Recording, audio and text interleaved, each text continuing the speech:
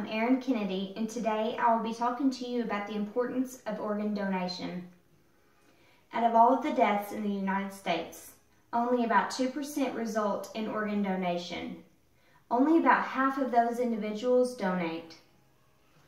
What better gift can you give than the gift of life? If you have ever known someone that has needed to find a donor for anything, then you know how important it is to be a donor. Life-saving organs for transplant include the heart, kidney, pancreas, lungs, liver, intestines. Tissues such as bones, ligaments, and tendons are needed for important surgical procedures to repair injured or deceased bones and joints. Corneas, heart valves, and skin may also be donated. We will talk about 3 points. First, we will talk about the facts on organ donation. Second, we will talk about the shortage of organs. Third, we will talk about what you can do to become an organ donor. First, we're going to talk about the facts on organ donation. Many people are misinformed about organ donation, so it is important to know all of the facts. According to the organization Live On NY, on average, 18 people die awaiting an organ transplant in the U.S. More than 120,000 people in the United States are waiting for organ transplants. The heart, kidneys, lungs, pancreas, liver, intestines, corneas, skin, tendons, bone, nerve, and heart valves can be donated. The factors that determine who receives an organ include the severity of the illness, time spent waiting on the waiting list, and blood type. Donors are needed for all race and ethnic groups. Transplant success rates increase when the organs are matched with members of the same ethnic background. Organ donation can be considered after brain death has been declared by a physician. Moving on to my next point of the shortage of organs. There is a shortage of organs being donated in the U.S., causing people to run out of time waiting. There's a myth that people think that if you're an organ donor, hospital staff won't work as hard to save your life. That is not true. The fact is, people who have agreed to donate their organs are given more tests to determine and monitor their livelihood. When you go to the hospital for treatment, it is the doctor's main priority to save your life before thinking about the person that can benefit from the patient.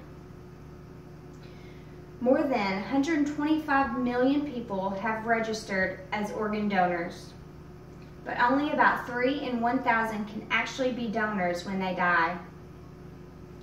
To be eligible to be a deceased donor, he or she has to be in a very specific circumstances when they die, such as already in the hospital under direct care. Organs only remain healthy for a short period of time after being removed from the body, so time is very crucial.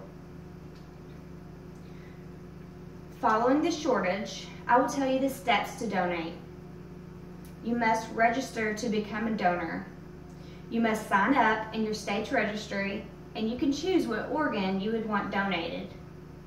Not only do you need to make sure you are registered to be a donor on your driver's license, but you need to inform your family of your decision so they know to tell the right people if something were to ever happen.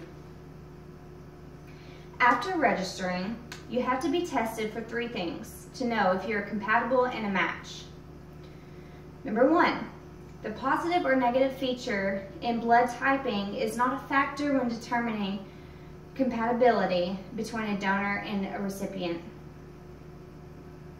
PRA's Panel Reactive Antibodies is a blood test that ensures and measures the level of antibodies in the recipient's blood.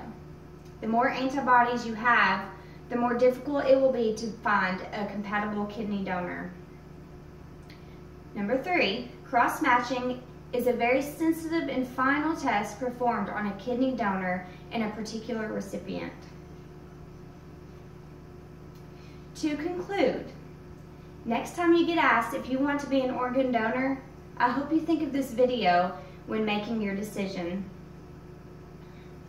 Life-saving organs for transplant include the heart, kidney, pancreas, lungs, liver and intestines. Tissues such as bones, ligaments, and tendons are needed for important surgical procedures to repair injured or deceased joints and bones. First, we talked about the facts on organ donation. Second, we talked about the shortage of organs. And third, we talked about how you can become a donor. One donor can save up to 8 lives. That same donor can also save the lives of 50 people by donating tissues and eyes. So, my question to you is, if you could save that many lives by donating your organs, would you think twice about it? Thank you, and if you have any questions, I will be happy to answer them.